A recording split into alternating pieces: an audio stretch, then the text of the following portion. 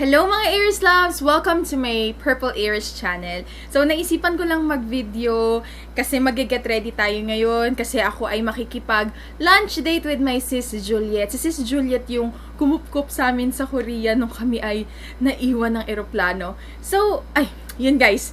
Marami rin pala akong ichichika while doing my makeup. So, yun na nga. Speaking of naiwan ng eroplano, okay, maglagay na muna tayo ng skincare routine sa aking face. Kasi napapansin ko, mas nagiging maganda yung aking kalalabasan ng makeup pag naglalagay muna ako ng mga moisturizer, ng mga ampule-ampule. Kaya yun, kinakaugalian ko na siya. And at the same time, para siya yung nagproprotekta sa aking skin muna bago malagyan or madampian ng makeup. Good morning, Sky! Nagising na si Sky. Papasok na to eh. Naantok pa. Sige guys, baba ko na muna to. Alam nyo na, may pasok to. Yan ang nangyayari to. Ako'y mag-film, biglang susulpot. Ang pangalan ay Sky. Okay guys, going back. Diyan ka lang muna baby ha. Maglalagay na muna ako ng ampule. I'm going to use my CDL 5 FX Secrets ampule. Dropper siya. Ito muna yung ginagamit ko bago ako maglagay ng moisturizer. Kasi may mga nutrients siya sa balat. So, simple-simplehang makeup lang yung gagawin ko. So, speaking of CDL, si CDL guys is sister company ni Low Hassel. So, magiging available na sila soon. So, speaking na naman nga ni Low Hassel, eto na guys. Kung napanood nyo yung previous video ko na naiwan kami sa eroplano, you will know na medyo fiesta. Fiesta yung naging comments. And yun yung term namin mga YouTuber pag nagkukentuhan kami sa messenger na, "Oy te, fiesta sa comment mo ha." Ibig sabihin nung fiesta sa comment mo is ang daming hater, ang daming basher, kanya-kanyang chikahan sa comment. So, eto na nga. I'd just like to clear myself. Gusto ko lang mag-explain further. Although, matagal na yung issue, parang ang tagal na, ilang linggo na yung nakalipas. Pero gusto ko lang i-explain. Oh, school ka na, Skya? Opo. So, yun. Wait lang, antayin lang muna nating makalabas ang aking Junakis. Labas na ikaw. So, ayun na nga, diba, naiwan kami ng eroplano. Tapos, alam nyo, dun sa video na yon, nagkaroon ako ng realization na hindi sapat na you're being yourself sa YouTube. Diba, lagi naming ina-advise, I think almost all of the YouTube videos tips, sinasabi just be yourself. Pero, dun ko na-realize na sa totoong, sige, sasarado mo guys. Pasensya na guys kung may mga distraction, pero that's real life. You know, inaiisip ko, you cannot be 100% of yourself. Kasi, dun sa video na yon, nagpakatotoo ako, pero at the same time, may mga paniniwala or may mga nasabi ako na hindi nag-jive sa ibang tao, na nag-pull ng trigger nila na maging basher, na maging hater sila. Although, pag pinapanood ko yung video, talaga for me ha, wala akong intensyon na sirain si Low Hassel, wala akong intensyon na parang being ungrateful. Sobrang sakit nun sa akin ha, I'm going to be honest. Sobrang na-hurt ako dun sa sinabi nyo na napaka-ungrateful niya. Pinapunta na nga siya sa pinapunta na nga siya sa Korea, tapos wala naman kasing pera, wala naman kasing pangbayad yan sa taxi. Parang sa isip-isip ko, okay. Minsan kasi, alam nyo yun, Bakit ka up? kasi aalis ako baby, kasama ko si Sis Juliet. Ako din. Mamaya na, laro ka lang dyan, mag-chichikahan lang kami nitong mga kaibigan ko. So, ayun na nga guys, naisip ko, sa YouTube, hindi mo pwedeng ipakita minsan yung bad side mo eh. Although, hindi yun yung bad side, kumbaga wala kang pwedeng gawing mali. Kasi, konting salita lang na sabihin mo, yung mga taong may ayaw sa'yo, they're going to use that word, that sentence, para, alam mo yun, para i-bash ka na, ganyan. Tapos, ang napapansin ko pa, kaya binura ko na yung mga comments namin. Kasi, I believe that happiness is a choice. Hindi ako naniniwala sa mga algorithm na yan na kailangan pag-usapan ka, kailangan chismis, kailangan may mga hater, kailangan magsagutan sa comment. Kasi the more comments that I got, the more chances na ako yung mapupunta sa recommendation. For me, it doesn't work that way. Kasi ayoko ng negativity. Kumbaga yung negativity, it is also contagious. Parang happiness lang, 'di ba? Happiness is contagious. Negativity, happiness, negativity is also contagious. Kaya napapansin ko, eto totoo to, aminin nyo, kung sino yung pinaka, parang, ano ba tawag doon, interesting na comment, siya yung mapupunta sa top comment, right? And ang nagiging tendency niyan, kunyari yon, may nag-comment na parang ungrateful naman niya, parang hindi siya nagpapasalamat, pinapunta na nga, huwag maingay, eto na guys andito na Sky parang pinapunta na nga siya sa Korea, parang ganyan lang, hindi pa siya hindi pa siya makapagpasalamat, wala naman kasing pera yan. Tapos yung ibang tao na kung hindi naman nila mababasa yung comment, wala silang nakikitang masama sa sinabi ko. Pero since nag-i-scroll sila ng comment, ipapaisip sila na, ay, oo nga, ungrateful nga nito. Ay, oo nga, hindi siya nagpapasalamat. Alam niyo yun, para siyang domino effect eh. Minsan, psychological lang. Kumbaga, kung siya lang, wala siyang nababasa ang iba, walang opinions ng iba, wala siyang makikitang masama. But since, alam niyo yun, naaapektuhan siya. So yun, going back, sa YouTube world minsan, ang hirap na you're going to be yourself, na parang i-show mo yung talagang jolly side mo. Pero let's face it guys, in reality, it's not always rainbows and unicorns. There are also days na may thunderstorm, merong rain, merong typhoon. So it also kinda similar sa reality ng buhay. Hindi, alam mo yun, santa-santita, hindi santo lahat ng mga YouTuber kasi we're also tao. As well as yung mga celebrities na yan, doon ko nga naisip na parang nagiging showbiz na dapat lagi kang mabait, dapat walang mapupula sa'yo. Alam niyo guys, it's so hard sometimes. Pero at the end of the day, iniisip ko na kung sino talaga yung nagmamahal sa'yo, maiintindihan ka niyan. Although hindi, ang hirap guys. Nagre-rumble na ako, hindi na ako nakapag-makeup. Gusto ko lang i-explain sa inyo guys yung aking side. So for me, I'm very, very thankful. I'm proud to be part of Lo Hasel family. Although, nandun yung disappointment. Kasi guys, if you're going to be in a foreign country, na hindi ko naman minamaliit yung Korea, na hindi sila ganon ka okay mag-English, hindi lahat ng tao ay nakakapag-express ng self nila in English. Yes! Marami pang nagsabi sa inyo na imposible yan, nasa Korea sila, tapos yung airport ng Korea hindi marunong mag-English, ganyan-ganyan. Sad to say guys, na-experience namin ni Tina, and we're not lying, talagang hindi sila ganun kagaling mag-English, or siguro na-tsempuhan lang namin, pero meron din marunong mag-English. And okay, to make the story short, I am very grateful of Lo Hasel na pinapunta nila kami sa Korea. But I also like to let you know guys, na yung pagpunta namin sa Korea, it is not just merely for vacation. We're also, since we're part of the Lo Hasel family, hindi ko naman pwede lahat i-disclose kasi there's a contra. We're also parang brand endorsers, nandun kami para for work, photo shoot, to endorse the brand. So at the same time, we can call it like a business trip, cause parang it's a two-way street. Kumbaga, we have the chance to go to Korea, pero at the same time, Lo Hasel will also benefit from our promotional posts sa Instagram, sa Facebook, yung mga vlogs sa YouTube, para makilala sila dito sa Pilipinas with the help of the vloggers.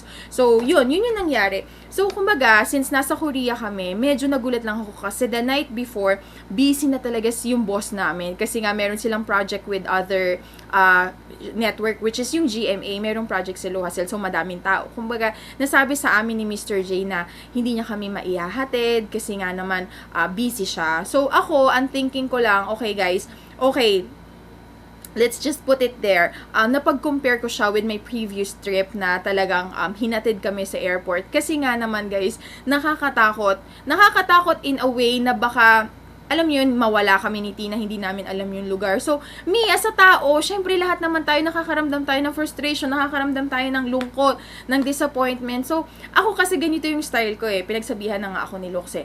I treat the camera as my best friend. Hindi ko siya iniisip na, ito, iba-iba nanonood dito, yung iba nanonood dito ayaw sa akin. Hindi lagi akong positive ganun yung personality ko Without thinking na, yung camera na yan, ang daming nanonood niyan. There are people who just watches you kasi gusto nila makita kung may mga flaws ka para mabash ka nila. Ako kasi tinitreat ko yung camera as my best friend na, o tara girl, o tara bes, kukwentuhan ko kayo ng mga nangyayari sa akin, samahan nyo ko. To be honest nga, minsan sa mga events, na-OOP ako. Pero pag nilabas ko na yung vlogging cam ko, medyo kumakalma ako kasi feeling ko hindi na ako mukhang tanga na walang kausap. Feeling ko meron ng somebody na, ano na, kamusta ka na? Ito yung kakainin natin today. Kaya minsan yung term ko, nandito tayo. Kasi iniisip ko, kasama ko kayo eh. Iniisip ko, kasama ko yung kaibigan ko na, hi guys, andito tayo ngayon sa event. Ganyan. Yun yung sinabi sa akin. Yun yung pinarealize sa akin ni Lux na hindi po pwedeng laging kung ano yung nasa pakiramdam mo, 100% ibo-broadcast mo. Kasi there are people na hindi parehas ng paniniwala mo. And dun na magsisimula yung hate comments, bash comments. So yun, dun ko naisip na, sige, kumbaga, pag na-frustrate ako, sabi niya nga sa kanya ko na lang ikwento, wag ko na ikwento sa camera. Kumbaga, in a way, parang medyo, alam nyo, hindi na masyadong realidad eh. Kasi mapapanood nyo na lang sa vlogs ko, lagi masaya, positive. Kaya ang magiging dating niyan, sobrang, ang ganda naman po, ang perfect naman po ng life nyo. Yun yung ayaw kong maisip nyo guys. Kasi nakakaranas ako, if hindi ko lang talaga siya nasi-share. Mayroon din problem sa bahay, may mga family problems din. Kami ni Lux, nagkakatampuhan din kami. Alam nyo, yun yung sana yung gusto kong input eh, na parang, kaya ka nanonood ng vlogs kasi nakaka-relate ka kasi may mga times na malungkot ako, may mga times na naiinis ako, nagagalit ako, pero wala eh. Sabi nga, kailangan sa YouTube ang i-project mo talaga perfect, walang masasabi yung ibang tao or else magiging target ka. Pag naging, yun yung hirap. Lagi sinasabi na magpakatotoo ka lang, maging genuine ka lang. Pero pag pinakita mo yung 100% na totoo ka, yun, trouble starts there, kasi since pinakita mo na yung mga areas mo na naiinis ka, pinakita mo yung mga side mo na nadidisappoint ka, people will take it against you na, bakit ka naiinis? Hindi ka dapat naiinis. Kaya, yun lang, guys. Pero, yun, dito ko na i-end yung low hustle na yan. Kasi low hustle is very, very kind. Actually, nag-usap kami. May mga nagtanong pa nga, may mga nagsabi pa na, siguro hindi na yan kukunin ni low hustle. Pagkatapos ng trip na yan, tignan na lang natin pag napanood to ng low hustle. Good news, guys! Napanood nila. And in a way, nag-usap kami. Tapos, nag-apologize ako kung meron man ako nasabi na naka-offense sa kanila. Pero, nakakatuwa din yung boss namin na si Mr. J. Hello, Mr. J, if you're watching, nakakaintindi siya ng Tagalog. Sabi ni Mr. J, nag-sorry din siya na sana daw hindi daw ako galit sa kanya. Which I said na, hindi ako galit kasi, alam niyo yun, hindi dahil galit ka sa sitwasyon, galit ka na sa boss, galit ka na sa brand. Oo, na-disappoint ako kasi kumbaga walang service and then magkano ba yung pamasahe? 4,000. Guys, mayayaman kayo, ako hindi ako mayaman. 4,000 is already malaki na sa akin para ibayad sa isang pamasahe, knowing na isa siyang business trip. Pero, to cut the story short, nag-offer naman si Mr. J at the same day. Kumbaga, nagkaroon lang ng misunderstanding, miscommunication, kaya nauwisa kami sa pagko-commute. So, yun. Ang haba, pero ang sarap sa pakiramdam kasi lagi ko siyang iniisip na, i-share ko kaya ito sa mga viewers ko, i-share ko kaya itong story sa mga viewers ko.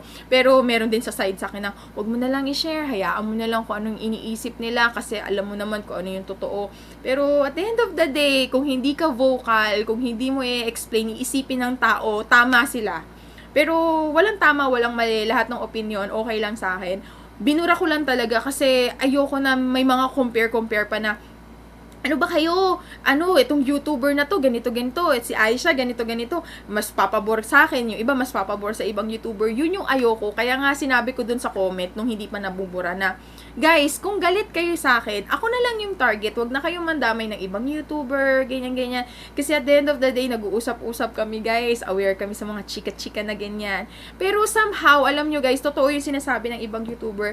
Imblis na yung mga hate comments nyo maapektuhan, minsan nakakatulong pa siya. Kasi since na pinag-uusapan, ang dami nagko-comment, meron silang tinatawag pero hindi ako aware na algorithm sa YouTube na the more chika, the more chismis, mapupunta kami dun sa top. Yung sa top, yung kumbaga sa Facebook, yung news feed. So, there are chance na mas madami makapanood ng videos namin kasi nga naman nakaka-intriga. So, yun.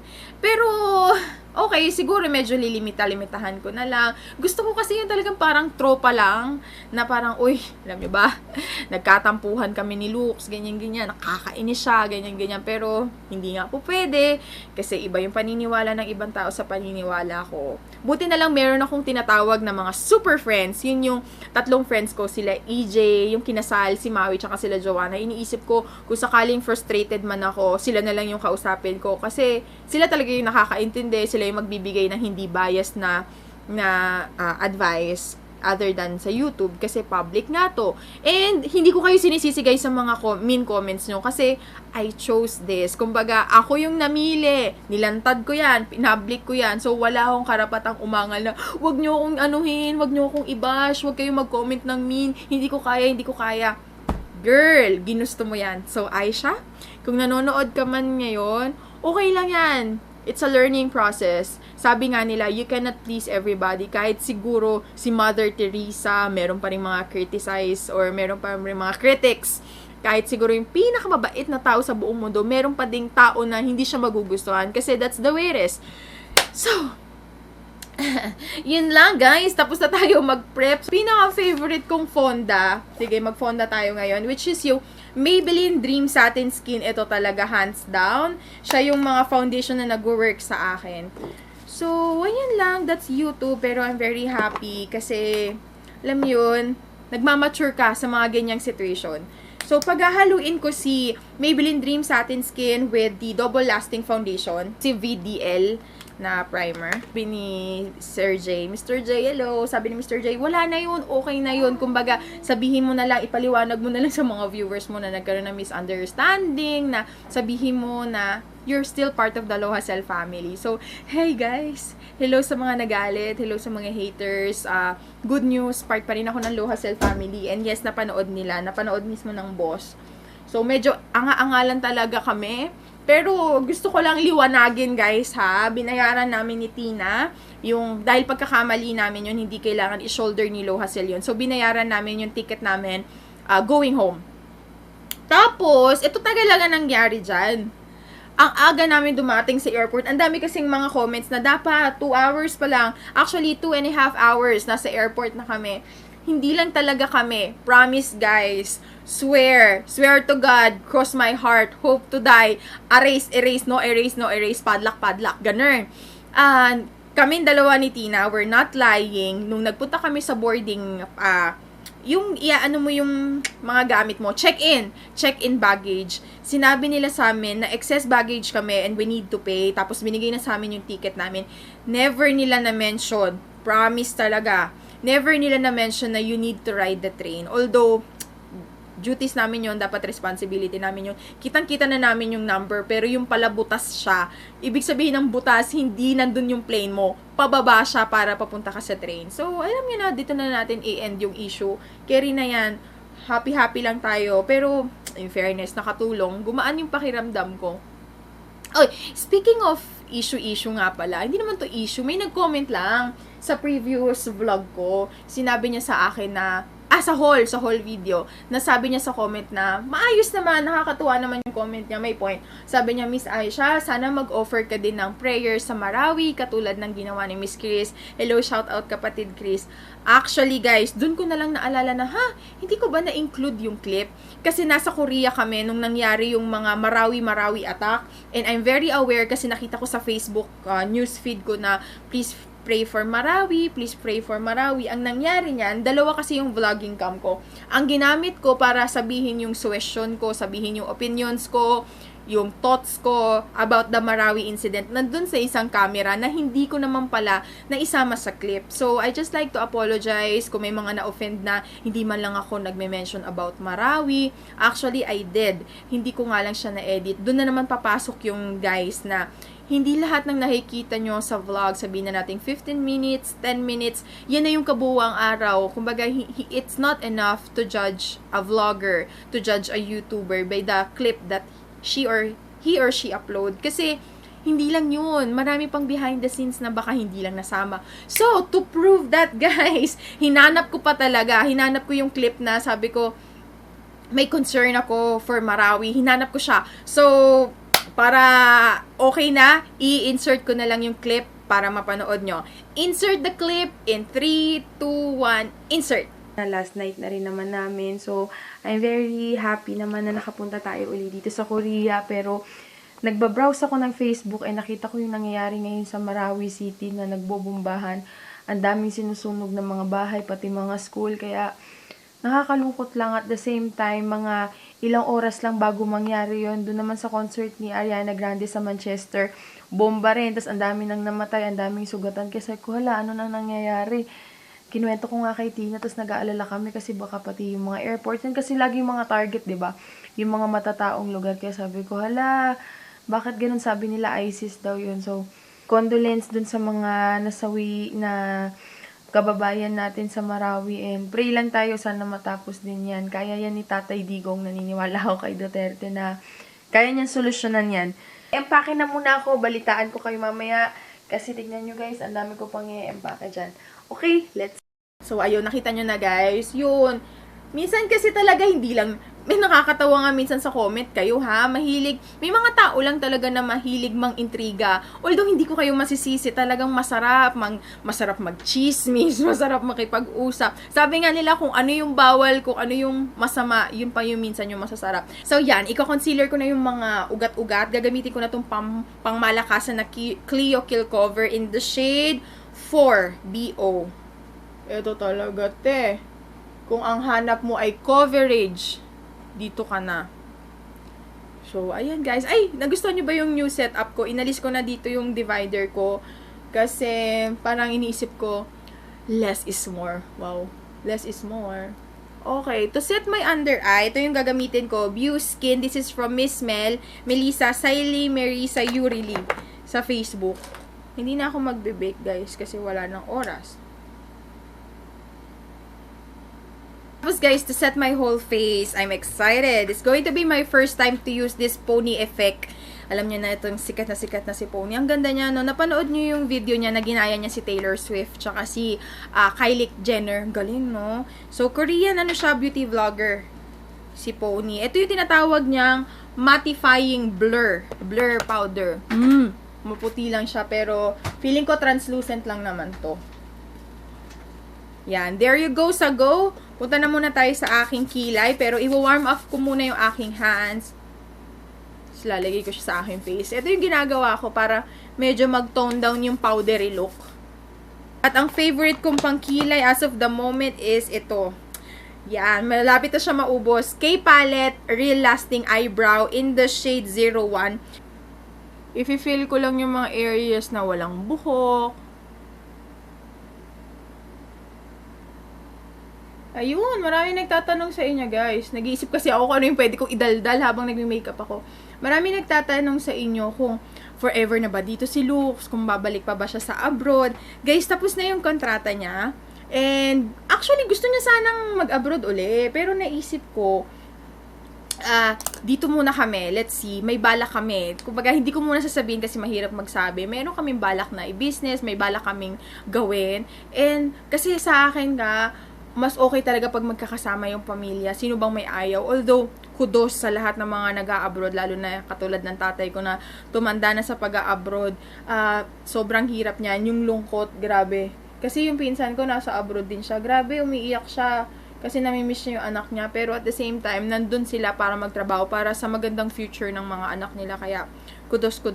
But for looks, sabi ko sa kanya, dito muna kami. Nakakatawa nga, may mga nagko-comment na, oh, yung asawa mo, ano na lang din yan, parang tambay-tambay na lang yan. Mali ka dyan. Pero again, hindi mo kailangan lahat sabihin na, oh, ganito yung ano ko, ganito yung hobby ko, ganito yung hobby ko. Kasi alam mo yun, you don't need to explain. Sabi nga nila, people that matter don't matter. Ang gagamitin ko is my Anastasia Beverly Hills. Bigay lang to sa akin ni Ate Tut. Alam niyo na yung ayaw niya pag magpa-mention. Hello ate, maraming salamat po dito kay Anastasia. Ito yung gagamitin ko, yung nasa gitna. Yung patay, yung ash, yung pagka-brown niya. Kasi ito yung magandang pang-contour. Kasi para lang siyang anino. Ano kayo, magstay away kayo pag pang-contour yung mga marid. Ito yung mga marid. Maganda yan pang bronze. Pero kung contour lang for everyday, maganda yung ashy na brown. Para hindi masyadong madumi sa mukha. Maglagay lang tayo ng blush. Ang gagamitin ko is from Katidal, yung kanilang 3D Face Forward in Cleopatra's Kiss. Ito siya. Gagamitin kong blush para fresh na naman. Lalagay ko lang dito. So, yun. Ano pa ba machichika ko? Wala na ako masyadong machika. Nalabas ko na yung aking saloobin. Taray. Magko-contour ako ng ilong. Ito yung gagamitin ko ulit kung ano yung ginamit ko kanina. And then, hindi na ako gumagamit ng brush. Ito na yung nakakaugalian ko. Wino-warm ko sila nung aking ring finger. Tapos, pinipress ko kung ano yung gusto kong guhit ng ilong ko. Kasi feeling ko, mas effective. Mas mukhang natural kasi may init, natural heat yung aking fingertips, diba? Or feeling ko lang yun. Basta dito ako nagpo-focus sa tip, guys.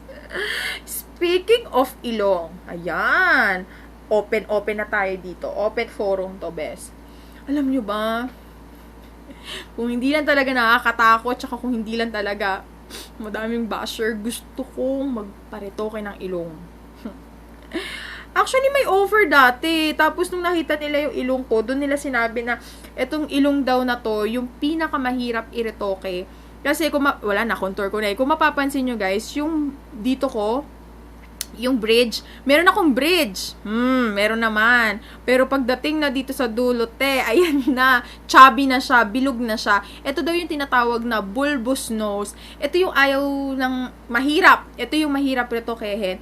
Kasi, hindi mo pwedeng pasukan to ng tinatawag nila. Basta yung nasa cartilage ba? Tama ba yung term ko? Yung tenga, yung kasi gusto ko kung sakaling ireretoke yung ilong ko galing sa tenga para mas natural tignan and at the same time, parang mas safe kasi galing din sa katawan ko yung ilalagay naman sa ilong ko. So, ang sabi nila, pag reretokihin daw tong aking ilong, kailangan munang basagin to. So, inisip ko babasagin. So, kung ayaw ko na, there's no turning back. Kasi hindi siya katulad, ang pinakagusto daw retokihin ng mga surgeon is yung medyo, ano ba tawag dito? Ito ba yung chapad? Yung chapad na ilong talaga na talagang bagsak na ganyan. Yung walang ka-bridge. Kasi alam nyo kung bakit madali siya. Ikakat lang daw yun dito. Pagkakat dito, papasukan na siya. Tuloy-tuloy na. Hindi katulad sa akin, hindi naman daw pwede half natural yung bridge tapos half peke yung bridge. Kasi it doesn't make sense na merong parang alam nyo yun, meron ditong nakapalagit na dapat talaga yan lahat tuwid-tuwid. Pero, guys, magiging honest ako. Kahit alam kong dito sa Pilipinas, hindi pa tayo masyadong open-minded dyan. Nakakatuwa nga sa Korea kasi pag pinag-usapan yun, hindi siya tabu. Kumbaga, hindi ka mahihiya na sabihin na, oh, may plan ako dito talaga. Alam nyo ba?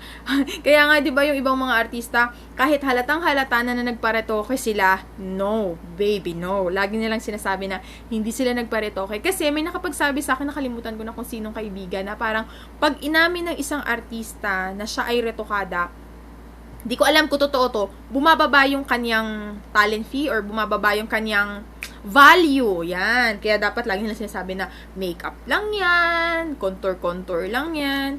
Pero guys, gusto ko talaga. Pero si Lux, ayaw. Pero si nanay, lagi tinatanong ni nanay, ano, kailan ka ba magpapa-opera ng ilong mo? Pero ako gusto ko, feeling ko, hayaan nyo na nga, sensitive topic yan. Sigurado may magko-comment dyan na, mahalin mo, yan ang binigay sa'yo ni Papa God. Oo naman. I love, hindi. To be honest, gusto ko talaga. Pero, let's see kung anong mangyayari. Pero at least, diba, sinabi ko sa inyo. Tsaka kung sakali man na magpaparetoke ako, girl, sasabihin ko yan kasi ang hirap naman na magigising ako. Ano yun, lagi ako nagko-contour pagkagising tsaka bago matulog. So, ayun. Wala lang, chika-chika lang. Shit!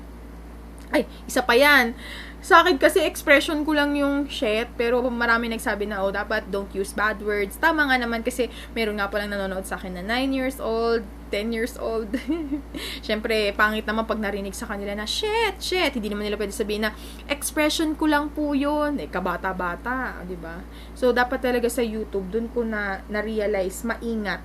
Maingat ka sa sasabihin mo kasi once na-click mo na yung upload, na-click na rin ng mga tao yung watch video, wala ka nang magagawa. Kumbaga, nandyan na siya, te. Kaya, ingat-ingat sa pagsasalita. Alam nyo naman ng mga basher, naghihintay lang yan ng go signal na, meron tayong mababash sa kanya. So, yun, diba? Diba? Hindi siya puro saya lang, ganyan. Ganun ang realidad ng YouTube. Tint na favorite kong gamitin is from Super Beauty as of the moment. Pag yung mga ano lang yung mga chill-chill na araw lang, yung wala namang pang malakasan na event.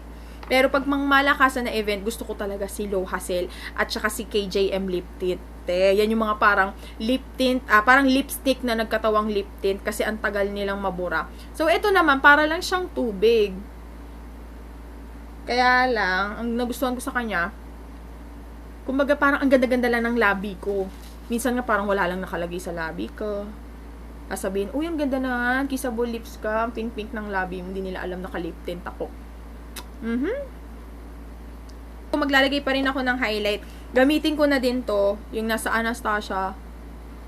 Maglalagay lang ako dito sa taas, para alam nyo na, fresh and galore.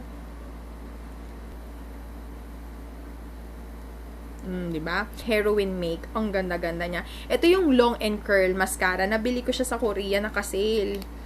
So, may mga maliliit siya na fiber, kaya nagmumukhang mas makapal, tsaka mas mahaba yung pilik mata. Medyo mahirap nga lang siyang burahin. Ginagawa ko, gumagamit ako nung oil. O, diba? Diba? Ang ganda ng lashes, no? So, for my lipstick, ito yung gagamitin ko. This is yung Ever Bilena na Cherish. Satin siya, hindi siya matte. Kaya okay, ganda. Mukhang parang healthy yung lips. Hindi pwedeng kalimutan yung leeg. Lagyan natin ng powder para hindi naman tayo mukhang lumulutang na ulo. Mag-i-spray na lang ako nitong L'Oreal Makeup Extender Setting Spray para kahit mainit, stay put yung makeup. And then yan, papatuyuin ko lang. So, there you go, guys! Maraming salamat sa panonood ng aking Chika with Aisha with Makeup Kemi Kemarut. Get ready with me. So, thank you sa panonood. Sana po ay na-enjoy nyo. Medyo na-clarify ko naman yung sarili ko. Yes. So, aalis na ako. Maraming salamat sa panonood. And kita-kits tayo sa susunod na video. Lagi kayong mag-iingat. I love you all, Aries Loves! Up here!